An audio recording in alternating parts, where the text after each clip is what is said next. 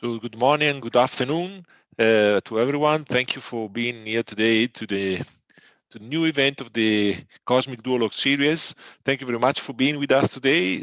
Today, the title of the talk of the event is the formation of the inner Milky Way, and the event will be with the host. Our speakers today are Manuela Zoccali from the Università Cattolica di Chile and Victor De Battista from UK, UCLan UK, while our moderator is Elena, who is a faculty staff of the European Southern Observatory of ESO.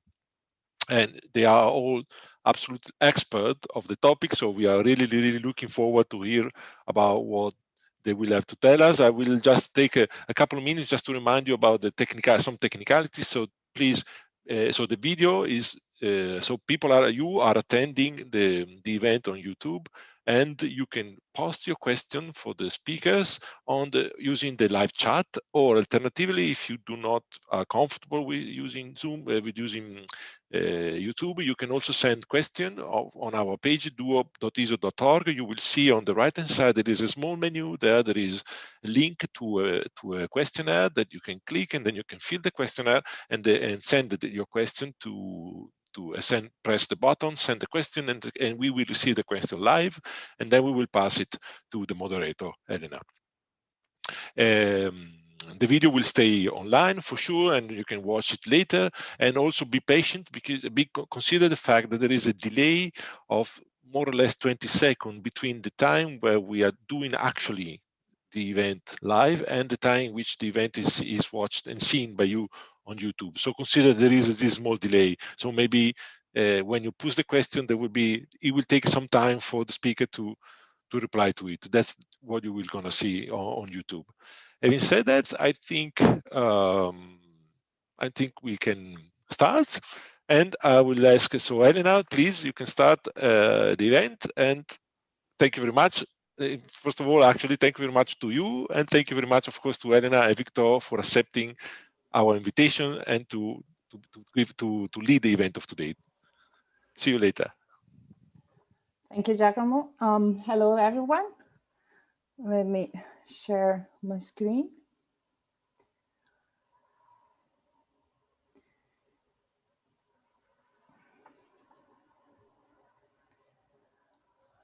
So welcome to the ESO Cosmic Duologue on the formation of the inner Milky Way with Manuela Zoccali, who's a full professor at the Pontificia Università Cattolica de Santiago in Chile, and Victor De Battista, who's a professor at the University of Central Lancashire in UK. Let me spend a few minutes to introduce a little bit more the two speakers. Manuela is an expert on stellar evolution, in particular on the study of resolved stellar population, and she spent the last 2 decades or so studying in particular the Milky Way bulge population, using both photometric and spectroscopic data in optical and near infrared. She got her PhD in Padua, at the University in Padua, and then she got an ESO fellowship here in Garching, and then I joined Princeton and Pontificia Università Cattolica fellowship. And since 2005, she's a professor at PUC. She's ex-director and now deputy director of the Institute Millennium de Astrofísica in Chile. Victor, on the other hand, is an expert on galaxy dynamics and on-body simulation. He got a PhD at the Rutgers University, and then he moved to Europe with a postdoc, first in Basel and then in Zurich, and then back to US again at University of Washington as Brooke Prize Fellow, and then back to UK, where now is a professor at UCLan. So let me now tell you a little bit why we decide to dedicate our cosmic duologue to the formation of the inner Milky Way, that we usually refer as the galactic bulge. The well, first of all, because in general, the study of the formation of bulges is one of the most debated topic in galaxy evolution. And so far, this problem has been addressed by following two different approaches. One is looking at the local universe, the characteristic of the bulge we observe. And on the other hand, at high redshift, observing where these structures are actually forming. And these cartoons summarize what we thought were the three main formation scenario for bulges in a spiral galaxy, let's say at the end of the 90s, still beginning of 2000. From the bottom to top, the first scenario is driven by internal evolution and secular process. Basically, the dynamic instability of gas pore disk form a bar, which later buckled and form a more thicker boxy structure. The second scenario involves merging of this galaxy with companion. So it's driven by environmental effect.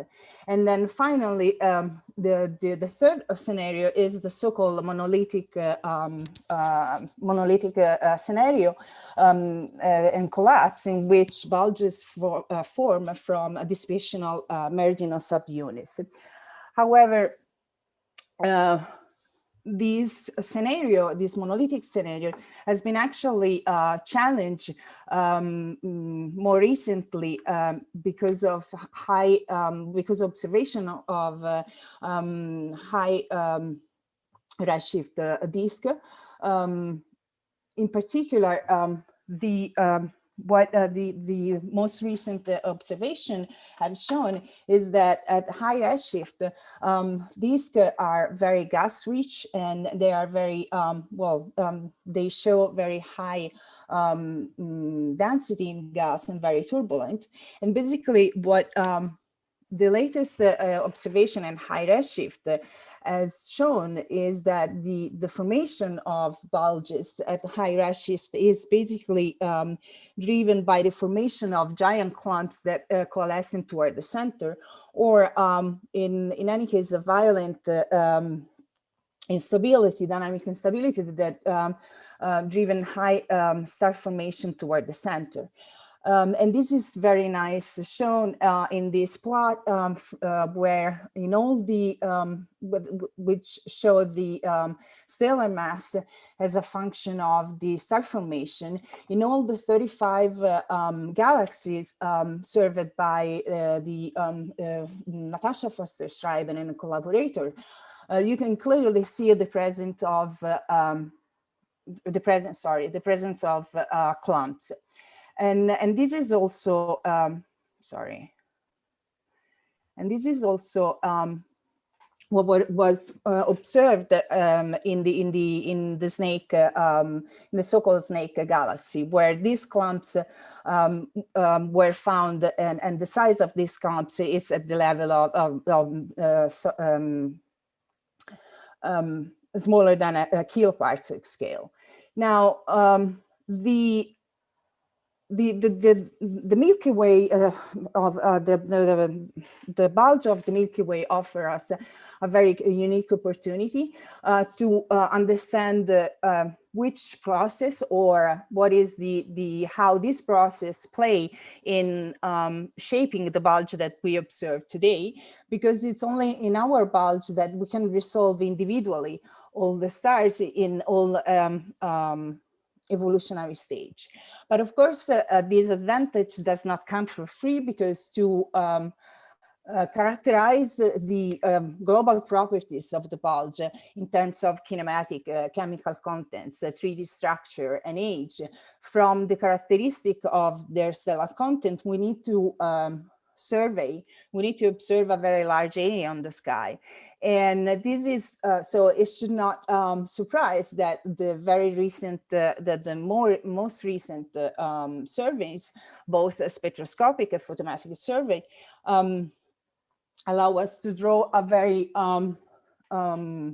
different, let's say, picture of the bulge that we used to know. And this is what really Manuela will talk about. Will summarize a little bit what is our current knowledge of the Milky Way bulge. But on the other hand, let's say parallel to this advance in the amount of data we have at hand, also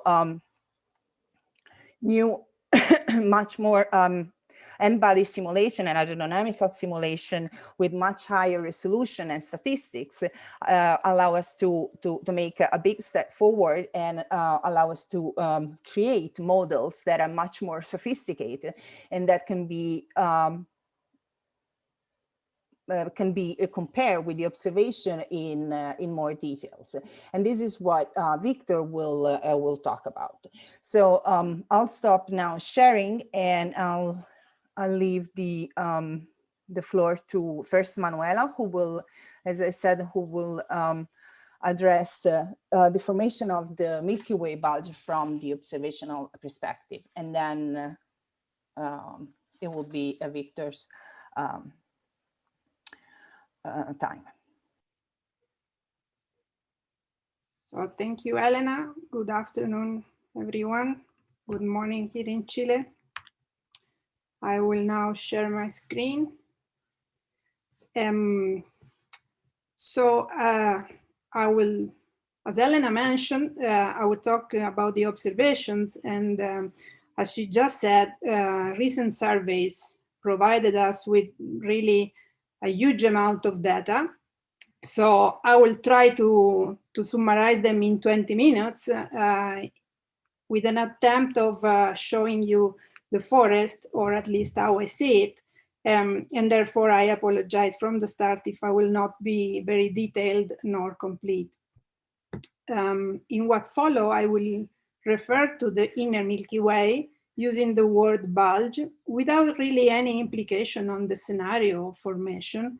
I will just, with the word bulge, I will just indicate a region of space at the center of our galaxy with a radius of approximately 2 kiloparsec that might contain more than one component, as we will see.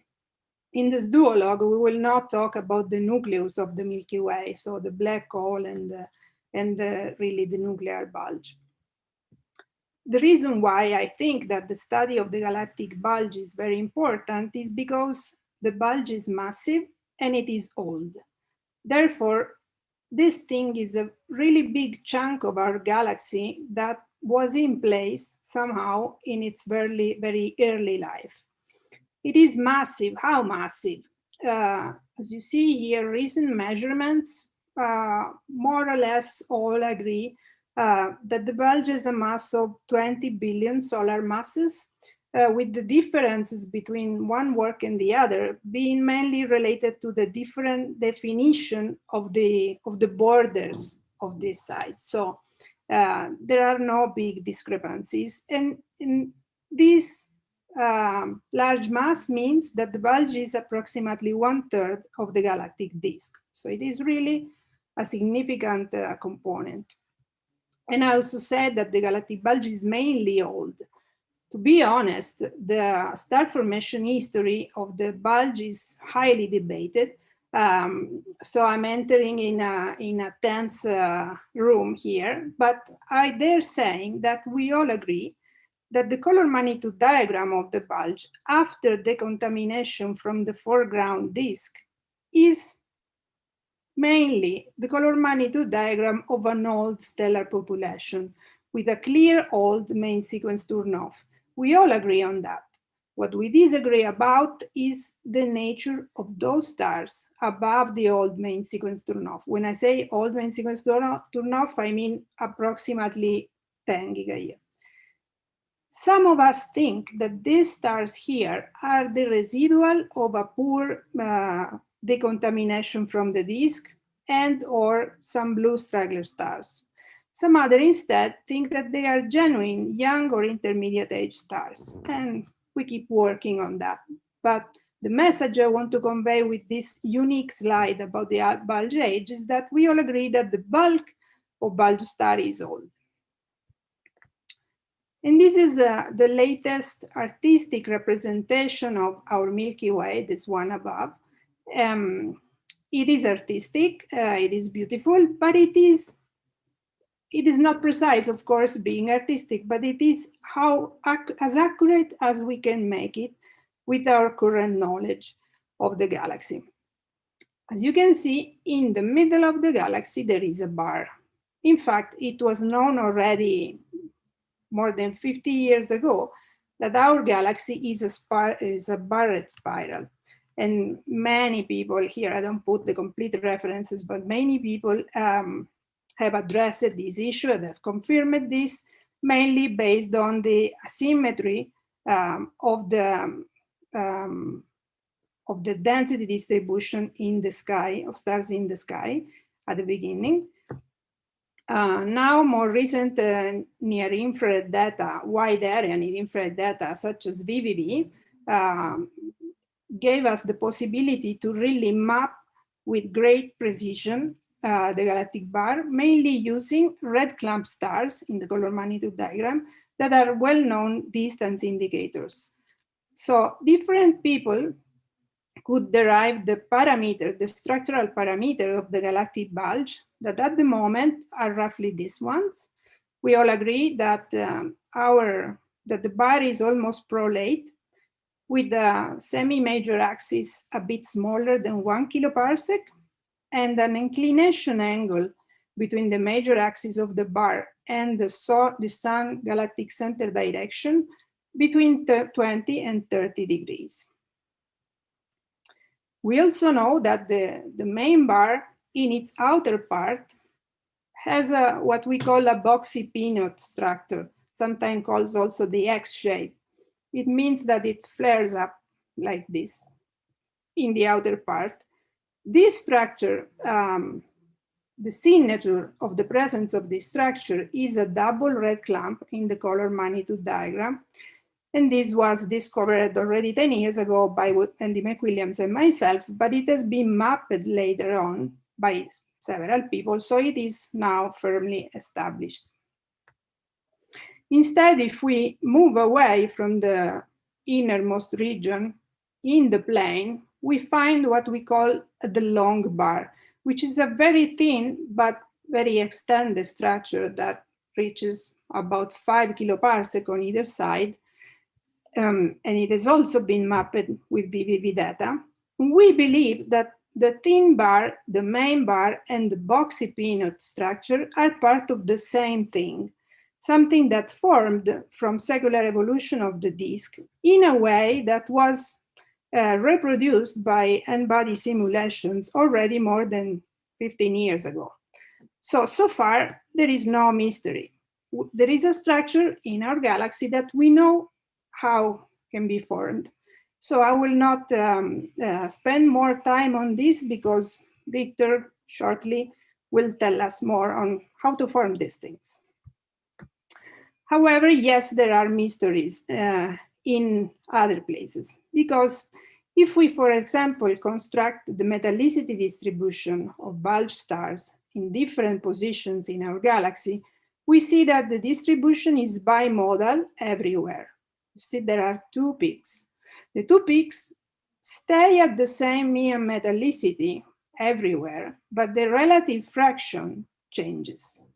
The reason why this happens is because these two components have a different distribution in space. So when you move, you see that one or the other dominates the counts.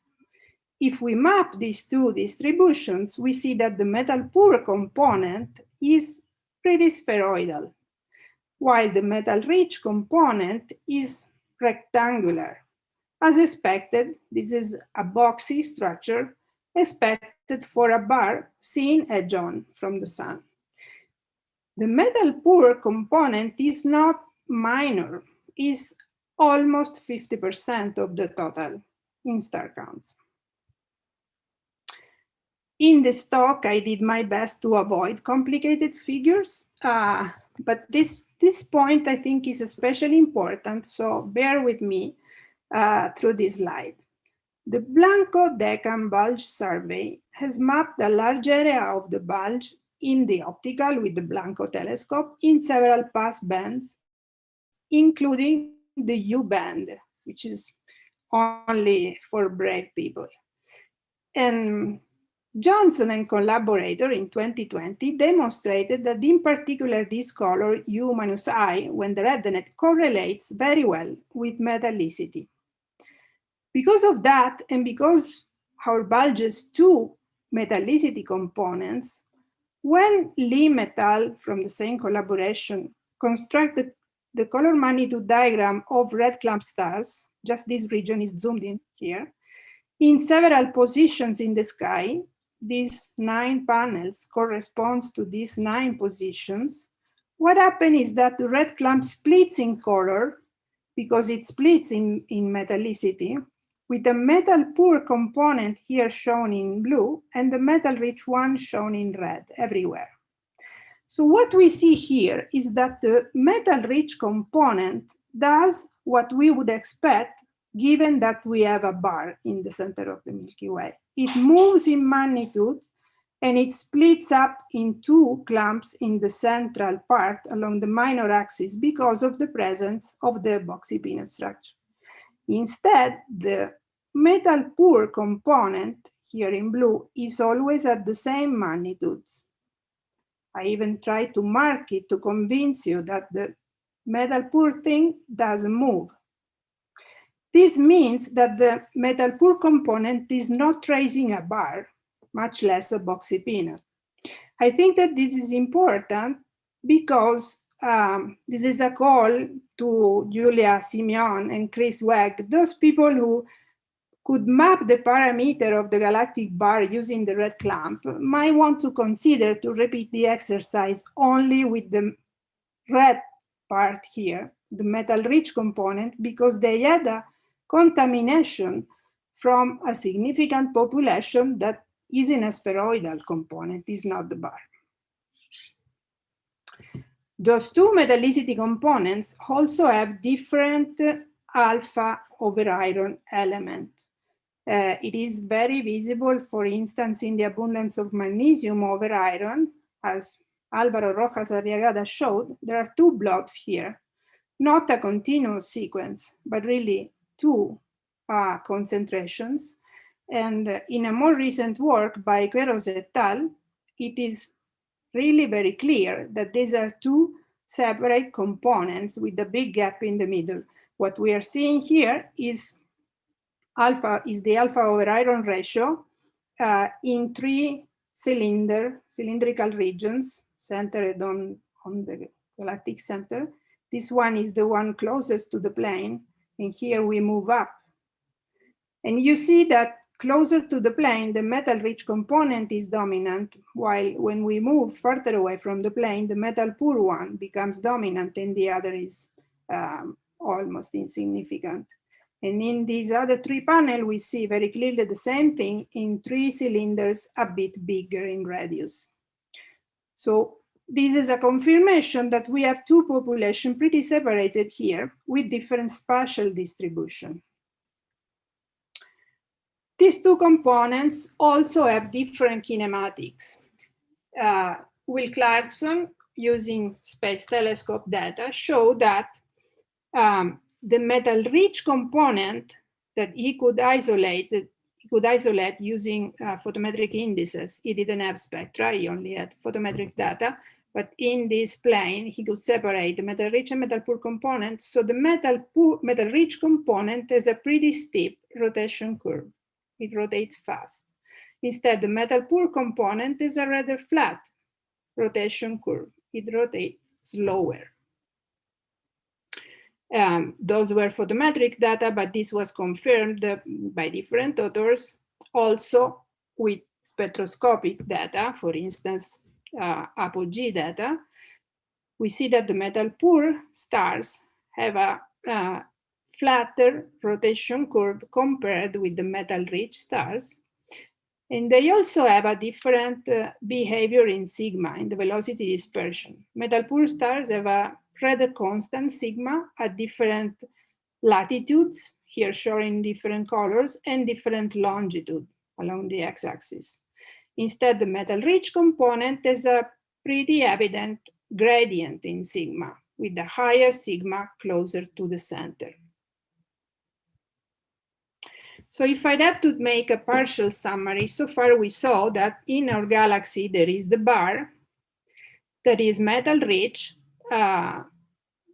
with low alpha, rotates faster, has a gradient in sigma, and it is old, but we don't agree yet if there is something else, some intermediate or younger age or not. But there is also another component that we know for sure that is also only old. It is spheroidal, has high alpha over iron elements, meaning that it formed faster. It rotates slower and has a constant sigma. So do we need to invoke a different formation scenario for these spheroids in our galaxy? I think I know the answer, but I won't tell you because Victor will tell us in a short while. With the last few slides, I would like to address what can we learn from variable stars. We can learn a lot from variable stars because there are at least two kinds of variable stars that are associated to stars with a given age. So they allow us to slice our galaxy in bins of age, something that is really very hard with non-variable stars. Also, these variables are famous distance indicators, so they allow us a 3D deprojection of our galaxy. The first kind of variable I would like to talk about is RR Lyris. For these, we know that they are certainly older, 10 gigayear or older. We have many RR Lyris mapped in our galaxy. The central part is missing, but it will be available soon if I manage to convince my students and postdoc to wrap up the paper. And the Myra variables are also very useful because, again, they are distance indicator, but they also follow an age period relation. So by selecting stars in given period bins, we will have stars in different age bins. Concerning RR Lyris, so they trace, I remind you that they trace a poor old population. From a recent paper by Du et al., we know that RR Lyris have a rather shallow rotation curve. They rotate slower, similar to the red clamp metal poor stars. They also have a rather high sigma, also almost similar to the metal poor red clamp stars. So do they trace a separate component, or do they trace the same parent population that we were tracing with the metal poor red clamp stars? It is not completely clear, but if I'd have to bet, I would say yes, that with RR Lyris, we are tracing the same component as the red clamp, although the metallicity distribution of RR Lyris is more metal poor than red clamp stars, but that's because you need the star to be metal poor in order to pulsate, in order to burn helium in the instability strip. So these ones, even if they belong to the same population, they just don't pulsate. However, what happened is that because the RR Lyris extend down to almost -2 in metallicity, this side, I think, is more contaminated from the halo. That's why we see that they rotate a bit slower. In fact, from a recent paper by Arensen, these are not RR Lyris anymore, just a digression. She measured the most metal poor stars in the bulge, and we see a continuum. These are the most metal rich, and here we move toward more metal poor stars. While on the metal rich side, she sees fast rotation. The rotation disappears when we move down to -3 in iron. And I think we are seeing a continuum, a transition from the bulge to the halo. Finally, what about Miras? As I said before, slicing the Miras in period bins means slicing the Miras in age bins. The shorter period Miras we think corresponds to very old Miras, about 10 gigayear old, while the longest period corresponds to the younger Mira, relatively younger. We are still talking about of stars around 5 to 7 gigayears. These plots here show section or horizontal sections of our galaxy parallel to the plane. And we are seeing that the oldest Mira trace kind of a symmetric spheroidal structure. This is the sun. I hope you see my mouse. This is the sun. And this is the galactic center. While this is more symmetric, when we move to a younger population, we see something more elongated, much resembling the bar. Also, in the plane of the sky here below, we see that old Miras trace a spheroidal component, as we knew, and younger Mira show here kind of 4 lobes. This is the boxy peanut structure. This is very evident when we look at the residual, where we see a quadrupole and some excess in the center. So my summary goes like this.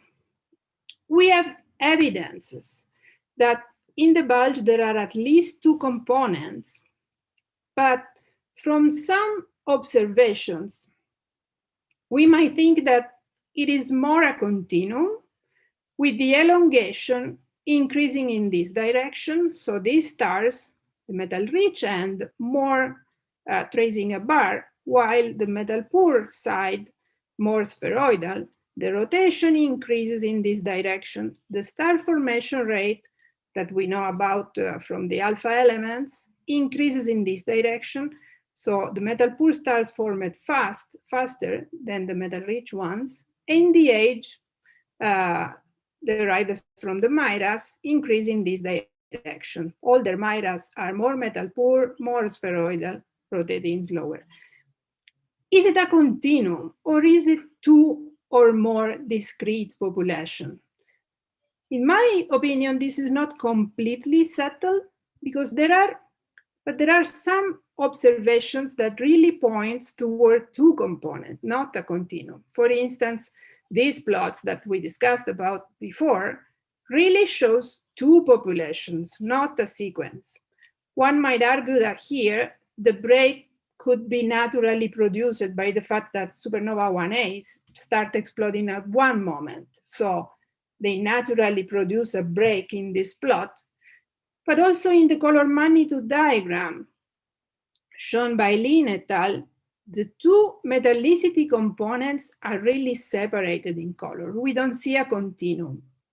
So I think it's not very clear, but if I would have to bet, I would say that in the bulge, there are only 2 components. But then here at the metal poor end, we see a slow transition towards the yellow. So maybe the properties of the population gradually change. And with that, I think I will leave the word to Victor. Thanks, Manu. I'll try to stop share, yes. Okay. Share my screen. Can you see my screen? Yes. Okay. Okay. So what I'm going to argue for my part of the talk, after seeing that nice review of the observational data, is that a lot of the trends that we see in the observational data do point towards a bulge that has formed largely in situ. The bulge is largely the thickened part of the bar. And star formation has been happening in the Milky Way, perhaps somewhat episodically. So we get the different metallicity populations that we see. But fundamentally, the bulge that we're seeing is the thickened part of the bar. This is not completely worked out in all the details from the theory side, There are still questions that remain open, which is why we continue to work on this. We understand now that there are two methods by which we can thicken bars. There's the classic buckling instability that has been studied now for several decades. This is a bending instability of the bar that thickens the central parts. It doesn't thicken the entire bar. It's mostly the central bits, roughly speaking, the inner half, which corresponds to what we see in the Milky Way, the thin bar further out and the thick bulge further in. There is a second mechanism for doing the thickening, which is the resonant capture of orbits as the bar evolves. If the bar is slowing down and growing, then we expect some stars to be trapped by resonances and lifted to larger heights. At the moment, it's unclear which of these mechanisms produced the bulge of the Milky Way. This is still an area of research, but we have more than enough ways of thickening the bar. So I'm going to start by showing you a very simple toy model because it helps you understand the physics of what is going on. And it's understanding the physics that is going to help us understand why I try to argue for a significant amount of a continuum within the bulge of the Milky Way. This is a simple experiment, pure and body. There is no star formation. There is no gas here going on. I've put in 5 stellar populations into this disk, which you're seeing edge on. The 5 populations have the same density distribution, the same height. Important that you remember that it's the same height that they start with. But there is one cool population. This is radial velocity dispersion versus radius. One cool population and one radially hotter population. So this might arise in a real galaxy if this was a younger population. Younger population would have formed more recently, of course, so the stars would not have had as much time to heat kinematically. So cool population is typically a younger population. Because it's younger, it's also been polluted by earlier generations of stars, so you expect it to be, relatively speaking, metal rich. But you'll notice these are in quotes. There is no star formation in the simulation by choice. The hot population could represent an old population, which is therefore more metal poor. Okay. And so what happens once I let this run and form its bar? Well, what happens is that the cool population forms a quite elongated bar. Whereas if I look at the hot population, it's more rounded, and there's of course all the different colors in between. If I look at the vertical distribution is relatively thin for the cool population and relatively thick for the radially hot population. And there's a very pronounced X shape in the cool population and not so much in the hot population. This is a physical process we've referred to as kinematic fractionation. Fractionation represents the separation of stellar population, and it's kinematic because it depends upon the initial kinematics in the plane. We now understand this in more detail by looking in action space. This is like looking at, loosely speaking for this audience, let's say this is like looking at the radial velocity dispersion of individual stars, if you can think of what such a concept might mean, maybe averaged over time. This is like looking at the vertical velocity dispersion averaged over time, or rather the radial action and the vertical action is what we really talk about. And what we look at is how much these populations are heated, and you'll see that it's a very strong function of the radial action, not so much of the vertical action. There's a strong gradient horizontally, but not so much vertically. Right. So now let's look at a slightly more complicated simulation. The simulation I showed you before was a toy model designed to understand the physics that was taking place in this simulation in which we started with no stars. And all the stars formed out of gas. Okay, so between time of 2 gigayears and to 4 gigayears, in a model evolved for 10 gigayears, there's a bar forming. There's the bar at 10 gigayears down there. At 2 gigayears, when the bar is starting to form, I break the stars present at that time into 4 populations, each of which half a gigayear, or 4 bins rather. The oldest population, like I said before, is the hottest one. and the youngest population at that time is the coolest one.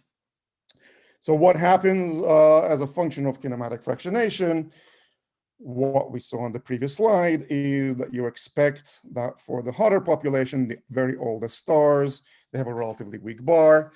And as we go to younger stars, the bar is more elongated. And this gets even more pronounced as you go to stars that formed by the end of the bar formation epoch here. These are quite elongated. These are still old stars, right? These are not stars that are forming now. This is still stars that are forming 3.5 to 4 gigayears into the evolution of the galaxy. If we look at John, we have a relatively boxy bulge for the very oldest stars. This becomes increasingly peanut-shaped as we go to younger populations. But we don't have to go to very young populations to start seeing these peanut shapes. Now, how can we use this to try to understand what's happening in the Milky Way? As Manuela showed us before, the bulge of the Milky Way, the bar of the Milky Way has been mapped and has been modeled by a number of groups. And this is the work of Portail et al. We have a strong bar in the metal-rich population, a weaker bar in the metal-poor population. It's also been traced in Ara Lyrae, as we saw before. There's a relatively weak bar in the Ara Lyrae, whereas the red clump stars show us a more significant bar component in it. If we look in the simulation in the same sort of way, the very oldest stars are shown by these open black circles, and that's relatively horizontal in agreement with the observations. There is no evidence of a strong bar if the observer is down here. For if we look at stars that would represent a red clump, we see a significantly more twisted distribution. So we're starting to see the effect of the bar in the stellar populations. And this is what I mean by, this is a simulation that has evolved continuously. There have been no mergers in it. There have been no accretion events.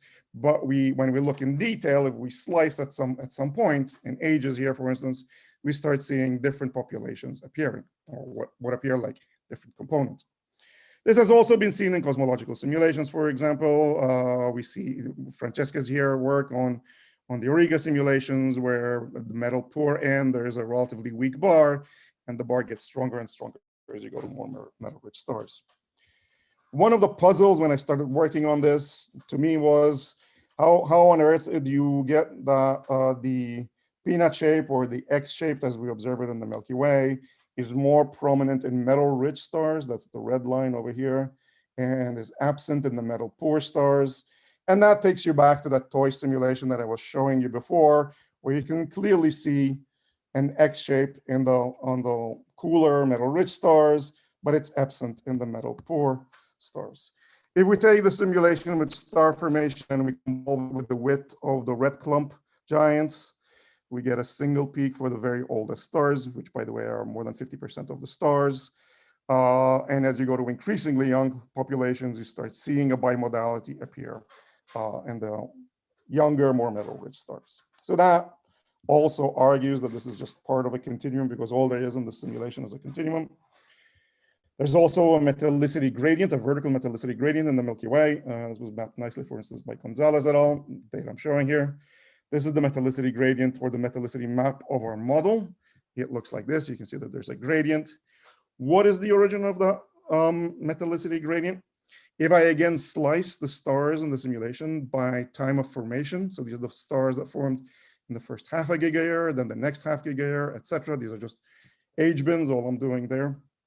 The stars in the first half gigayear, if we plot their average metallicity as a function of height, have a fairly flat metallicity profile, there isn't very much of a gradient there. The same is true for the next age bin, and then the next age bin, etc. It's true for most age bins. But if you combine all of these together, you see that there is a strong or stronger gradient. So what's happening is that this population is able to thicken more, the old population, because it has a larger radial velocity dispersion when the bar is forming.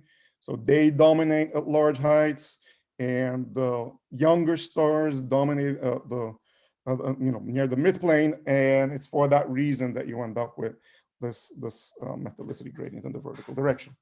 And we now understand that process so well that we can actually use techniques like the actions that I was showing you before to actually paint metallicity onto particles in a pure n-body simulation without star formation.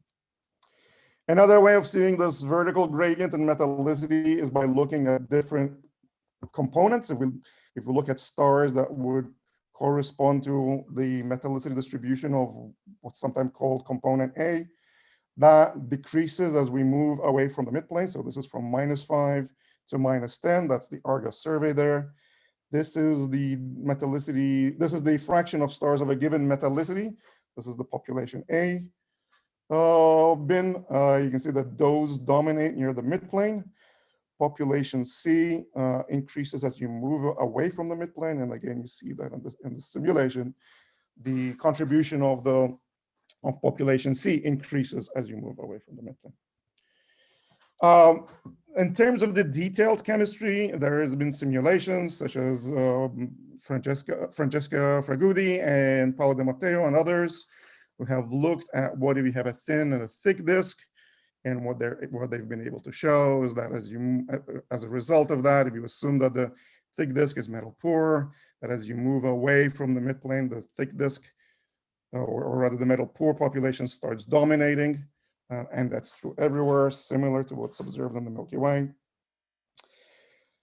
If we look in detail at the chemistry, where we look at alpha over iron versus iron over hydrogen, like I said before, we see two peaks, like Manuela has also shown us in considerable detail. There are two peaks in the metallicity distribution function observed.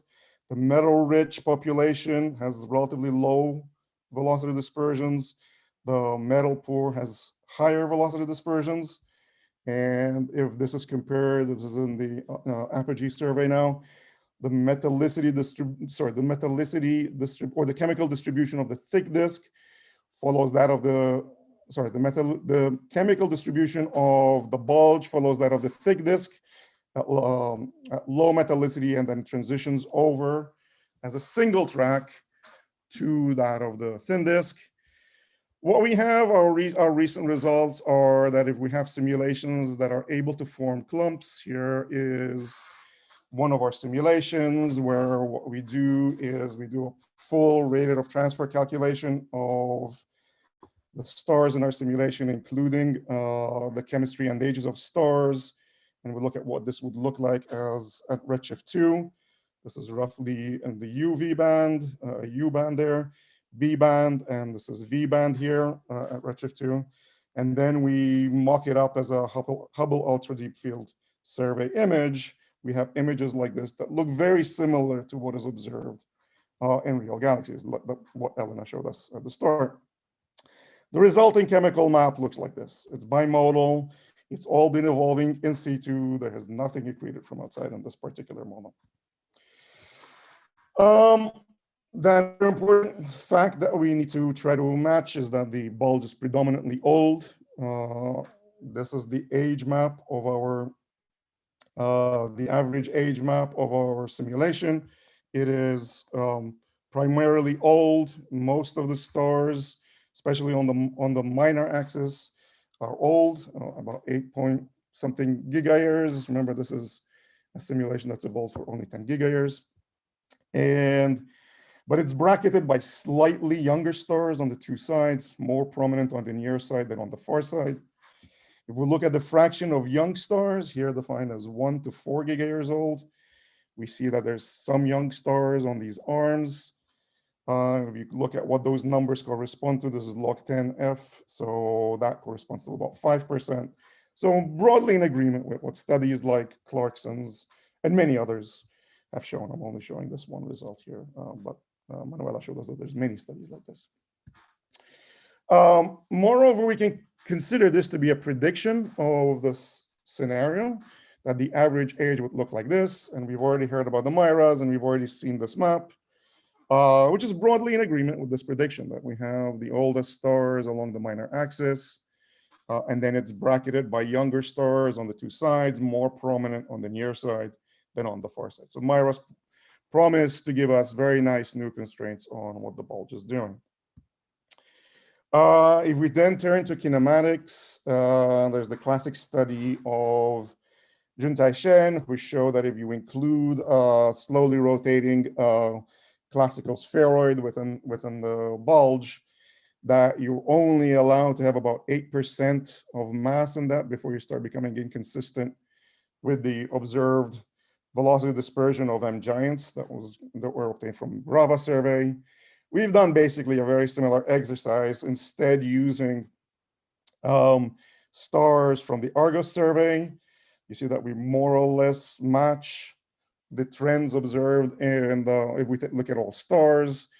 If we look at the younger stars or the metal-rich stars, we again are able to satisfy the trends, not the details. It's hard to match the numbers in detail. But if we look at the oldest stars or the most metal-poor stars, the observations, shown here by the points, by the way, are flatter, and there's less variation as a function of latitude. This is changing latitude from near the midplane to away from the midplane. The simulation is not doing the same sort of thing. In order to reproduce the observations, what we need to do is we need to add to this bin in ages or metallicity about 15% of stars that have kinematics like the halo, like population D in the bulge. And then we get a much better match seen over here, okay? 15% of stars amount to about 5%. 15% of stars in this age or metallicity bin amounts to about 5% of the bulge mass, which is about, let's say, 2% of the stellar mass of the Milky Way. That's roughly the stellar halo. We know the stellar halo appears also in the bulge. It's a contaminant. So we suggest that there isn't much evidence of a bulge. There isn't much evidence of an accreted bulge in the Milky Way. Sorry for that typo. If we look at the rotation curves of stars like Clarkson did, young stars are rotating more rapidly than the old stars. Again, purely from self-consistently evolving in situ population. So, and then the other bit of kinematic constraints that we can match is the vertex deviation. This is now done in one location in the Milky Way where we have a lot of data. This is about this window. The data are shown by the red and black points. You see the points, you start with some vertex deviation at high metallicity that is about -40, and that increases to about, decreases to about 0 really at the lowest metallicities. In this FIRE2 simulation, cosmological simulation, we get the same sort of behavior, and that's true whether we look at all stars or just the stars that formed in situ that you end up with. For the here shown for age, for the oldest stars, you get 0 vertex deviation. And finally, a few words to say that the Milky Way is unusual, that galaxies like the Milky Way are very typical. We now know how to identify box peanut bulges in galaxies that are not edge-on. This is not something that we've been able to do for very long. What the signature is that there's a boxy bit where there's the bulge, the vertically thickened part, and then the thin bar is the spurs. We can then apply this or test for this morphology in a sample of barred galaxies. This is only barred galaxies, but there are nearby, so very well resolved. Sample of 84 galaxies, and look at how that varies as a function of mass. And you see that for the mass of the Milky Way, we expect a very high probability of seeing such a thing, such a box peanut bulge. My final slide, I don't have a summary slide. If we go back again to the Milky Way, remember we had this metallicity distribution, and then we said that the X shape is visible only in the metal-rich stars. That comes about because the metallicity map, if we were able to see the bar on its side, looks like this, that the metallicity is shown by the colors on the black contours here, but the density are the red contours, and you see that the metallicity is much more pinched than the density. This is true also for cosmological simulations, not just my group, but also other groups. This constitutes a prediction of kinematic fractionation. And here are observations from use for NGC 4710. The metallicity is shown by the solid contours, the density is shown by the dashed contours, and you see that the metallicity map is more pinched than the density distribution itself. And so that's a number of predictions that we've made that we've been able to confirm observationally. So I think at this point, we have a picture of a bulge that is largely evolving in situ with not very much contribution from accreted populations.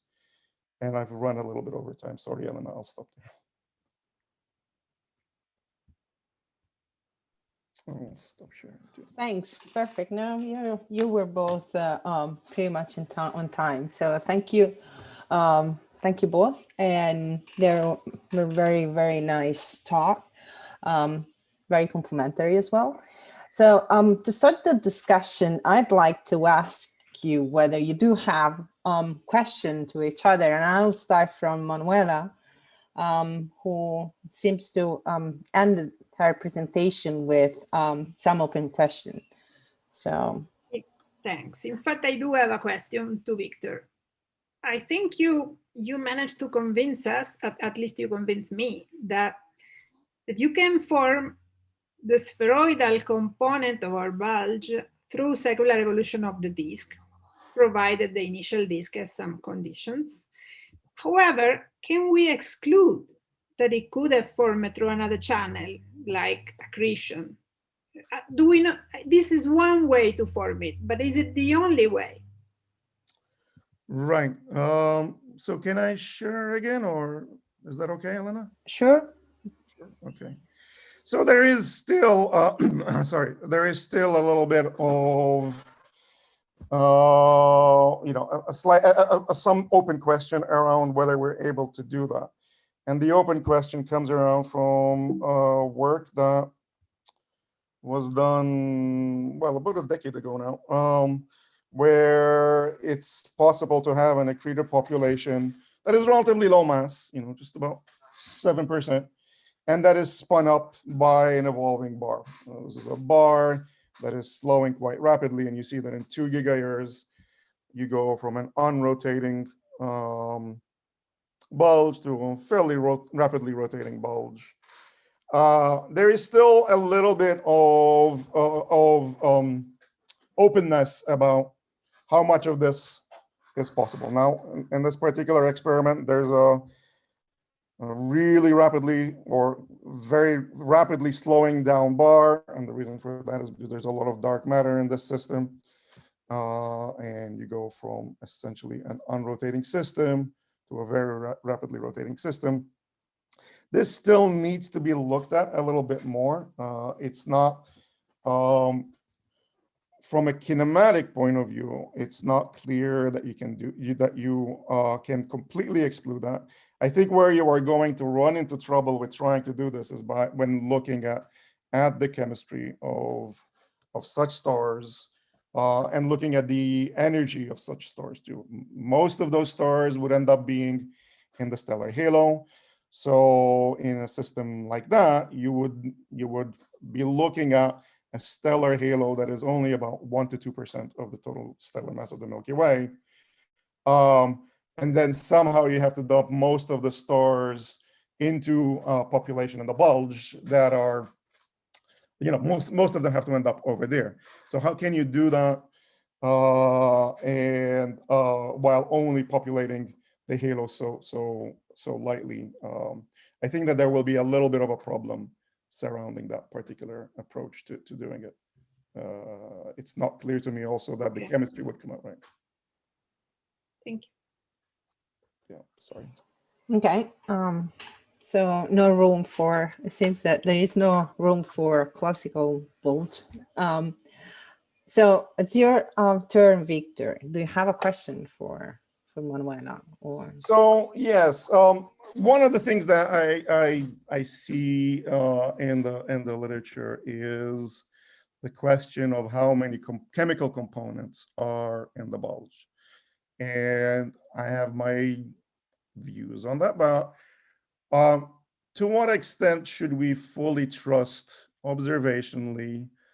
I mean, clearly there are 2 components. We cannot get away from the 2. Are there 3? Are there 5? What is there? If we look at the metallicity distribution, I think we would be tempted to fit more than 2 components now that we have more statistic. The paper by Rojas Arriagada, 2020, demonstrate that formally you need 3 Gaussians to reproduce the metallicity distribution everywhere, just with different proportions. I am a co-I of that paper, and certainly formally you need 3 components, there is no doubt. And it's also striking that the 3 components are always in the same position in all the fields. So it's not, doesn't seem to be fluctuation. But I am a bit skeptical to buy this argument completely because of the clear bimodality in the alpha over iron elements and in the color magnitude diagram, the thing that I showed in my summary. I don't see much space for clearly separated component there. So perhaps there is no reason for which each component should have a Gaussian metallicity distribution. So maybe the assumption that they are Gaussian is practical, and it is a way to parameterize it. I think it is legitimate to parameterize it that way so we could map how they change. We need a way to mathematically describe the thing, to quantify the variation, but it doesn't mean that there's a physical meaning necessarily. Right. So we should think of these more, I mean, typically we think of metallicity distribution functions. I think of metallicity distribution functions as being skewed on having long tails. So essentially what you're saying is that the Gaussian is there to capture the long tail towards low metallicities. Exactly. If I would have to bet, I would bet on 2 components. And do you think there's scope for time varying star formation rate maybe in these additional components, or do you feel you don't even believe that necessarily? Time variation in the star formation rate, you said. Right, and at the time when the bulge is forming, right? So 10 gigayears ago, not now. Well, they need to have a different star formation rate because they end up with different alpha. Mm-hmm. So clearly. Sure, I'm talking about the metal poor stars, not the high alpha ones. Sorry, not the low alpha ones. I wouldn't know. Okay. Really. Okay, thank you.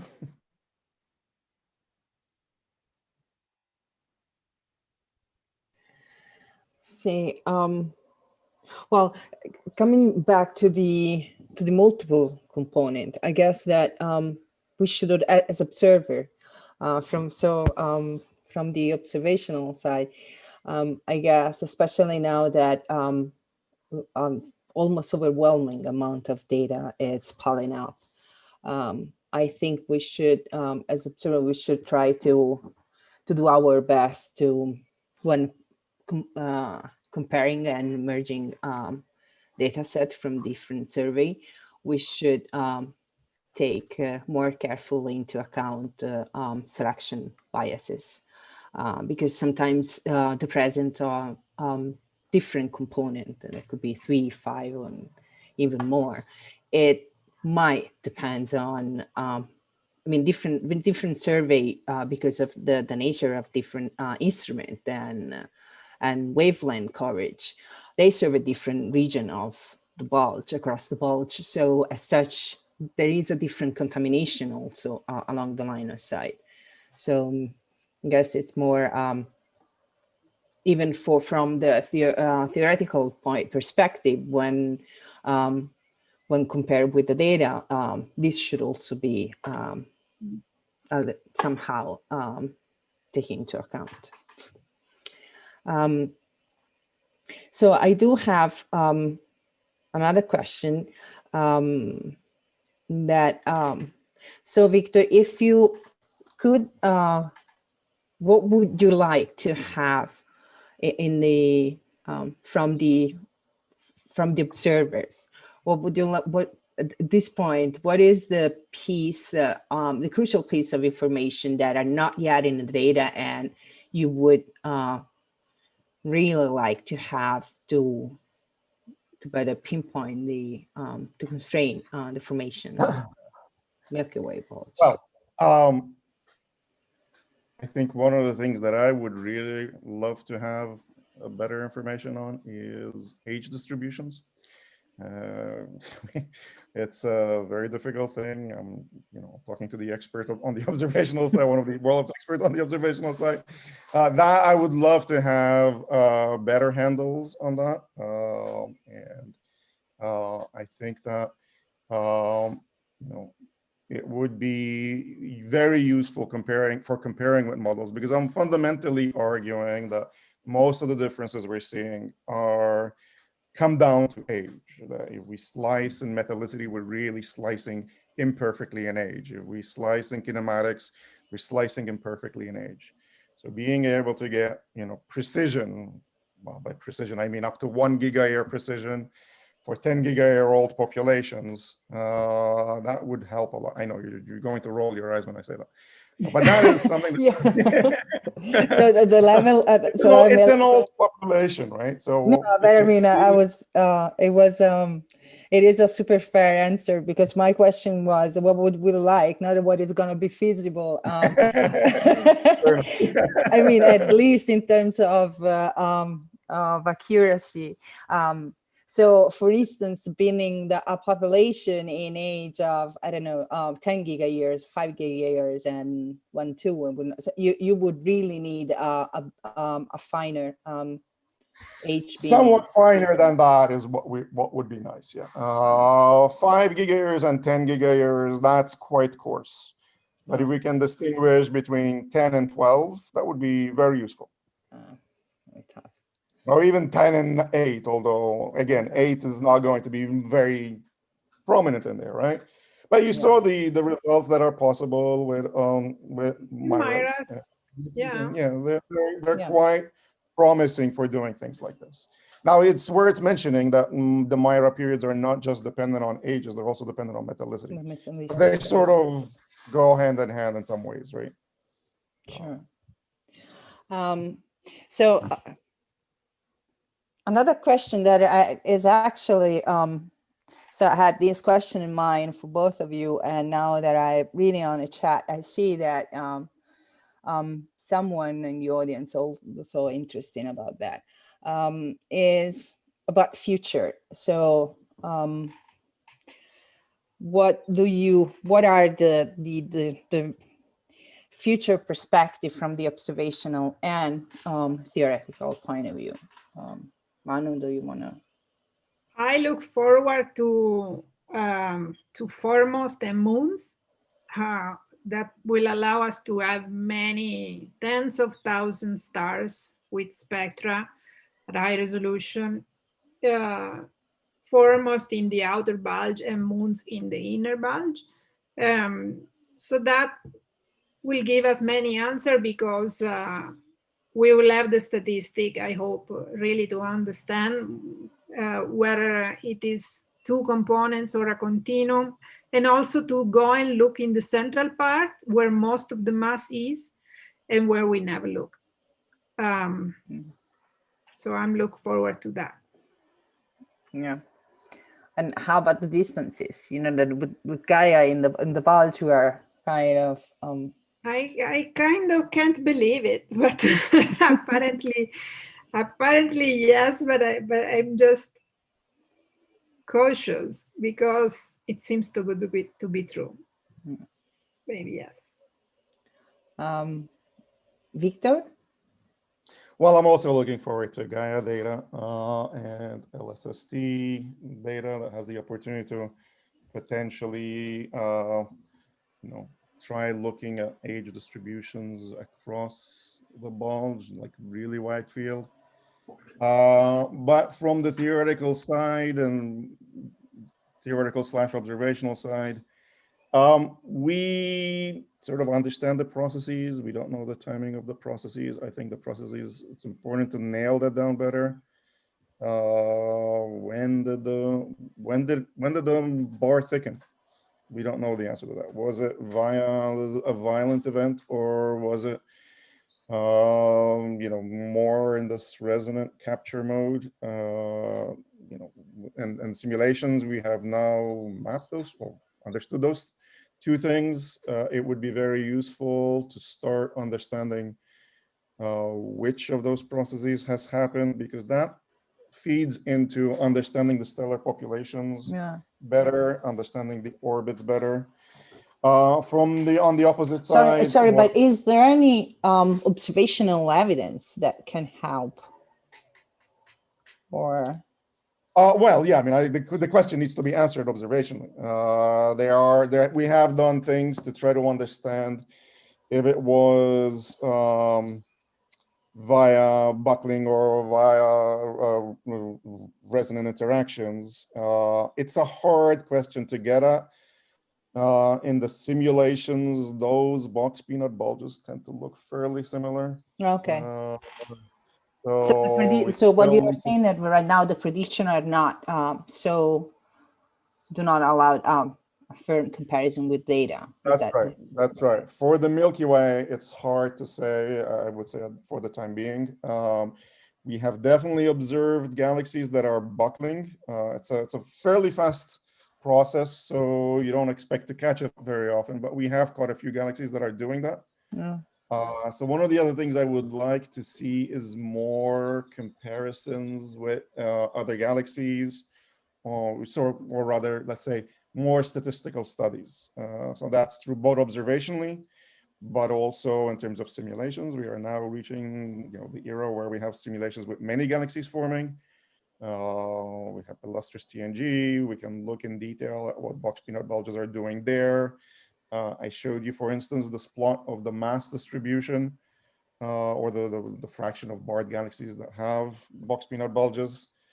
Why is that? That turns out to be a non-trivial question. We don't understand that. It's not to do with gas. That is excluded observationally. So we need to understand that, because that's going to feed back to the Milky Way. And I think that we need to have the synergy between the Milky Way bulge and other galaxies, because it helps us understand that, if what we're seeing in external galaxies is also what happened in the Milky Way. Okay. I guess I still have a question for you from the audience. Saying that you see, it seems that your simulation considered the Milky Way in isolation, while so what about the effect of large mergers that, like we think, underwent the Milky Way over its history? Well, so we are looking at simulations with large mergers, and other people have also looked at simulations with large mergers. Manuela has been co-author on papers like that. Like I said, we don't see, when we compare with observations, the need for large mergers. And if there were large mergers, that would stand out like a sore thumb in the kinematics of the bulge. There would be a large population of slowly rotating stars, unless the merger had a very specific geometry. Okay. Of course, that there was the Gaia-Enceladus sausage merger in the Milky Way. That, well, again, the halo is few percent mass of the Milky Way, and it cannot have left a lot of its stars in the bulge. If that were the case, then we would see a substantial slowly rotating population, because the bar has not slowed down enough to spin up a massive slowly rotating bulge. But these effects are also present in simulations. And maybe Manu, you want to talk a little bit about that? No? You're muted. No, I think it's fine. Your answer is fine with me.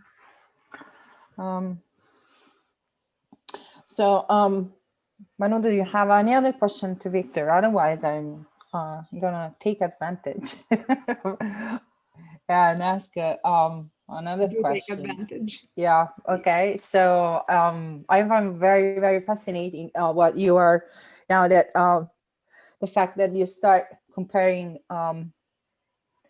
the observation at high redshift of these giant clumps.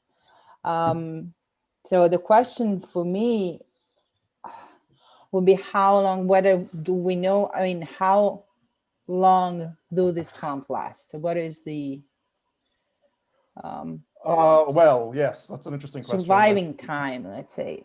Can we hope to see some relic, to find some relic in the inner part of the Milky Way of the these giant clumps, or? Well, right. I mean, I think the relic is staring us in the face. It's the alpha-rich stars. Okay. I think that is the relic. Another possible thing to look for is age differences between the metal-rich component and the metal-poor component.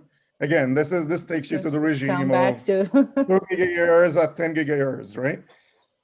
Delta T over T of 2 over 10, 0.2. Yes, I mean, I think that is what I would argue is the evidence of a formation. There's details that still need working out. How long does the process last? Anywhere from 2 to maybe 3, 4, maybe mostly about 2 gigayears.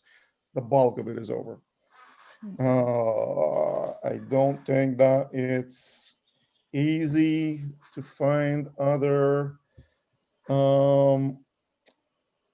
ways of distinguishing this. I think that it's very intriguing that the chemistry in the bulge, it's bimodal, but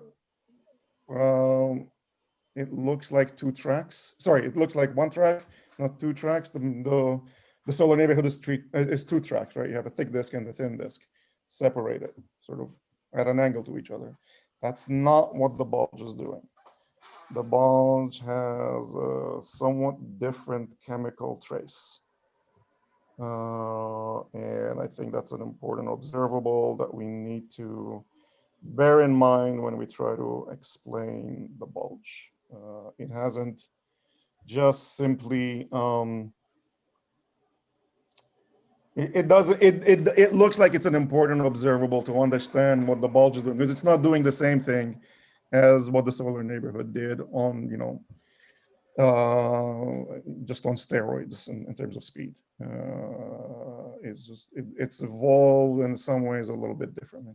Now, part of that, of course, is that the bar formed, and once the bar forms, you basically quench the bulge region, which could be, the main important thing. But there's an important thing to model there, basically. Okay, I see. Maybe I could I? Yeah, sure. Because talking about relics of the high redshift clumps, Terzen 5 comes to my mind because it has been claimed together with Liller 1, I think is the other one, right? Is being claimed to be a possible relic of that kind of clumps, because they both have 2 populations, in particular the 2 populations in Terzen 5 have metallicities that are quite close to the 2 metallicity peak of the bulge. The 2 different ones. Yes. However, in Terzen 5, there are 2 populations in the same clump, in the same cluster. So because the 2 populations ended up having different spatial distribution in the bulge, they cannot be both present in the same clump. Otherwise, it will be very strange to me to imagine how could these 2 populations, if they are present in the same clump, say a Terzen 5-like clump, when they get disrupted, how could they end up segregated in space? So I think that the presence of clusters like Terzen 5 and Liller 1 is super interesting, but I don't see how can they be building blocks of the whole bulge. Given what you said, not knowing anything about Terzen 5, I would say, given what you said, I would have to agree with you. I don't know enough about Terzen 5 to make a more informed comment on that. However, yes, globular clusters might be interesting tracers of events like this. It could be that globular clusters in the bulge could be, the leftovers of events like this. And then if that's the case, typically what you'd expect them to be is alpha enhanced. And again, what would be interesting is looking at ages there. There it's a cluster, right? So hopefully you'd be able to get cluster ages. So that would be an interesting thing to try. Okay, I think it's time to wrap up. It's already about 1 hour and a half. So I would really like to thank you both. It was very interesting. It was even fun for me. I hope that with the amount of things going on and new data arriving, and I hope that more young people would embark themselves on studying the bulge. And so thanks a lot again for sharing your time and for the nice discussion. Thanks, Ellen. See you hopefully soon somewhere. Bye-bye. Thank you. Thanks to the audience. Giacomo, Bye-bye. do you want to say something before closing, or? Just to thank you all. It's a spectacular topic and really enjoyable event. Really, thank you. I learned a lot. So thank you. Also, I want to remind to people that everything is online, so they can watch it. And we will continue with the Hypatia colloquium next week, and then we will be back with the duologue in a month. Thank you very much, Manu, Victor, and Elena. Thank you very much. Bye-bye. See you. Bye-bye.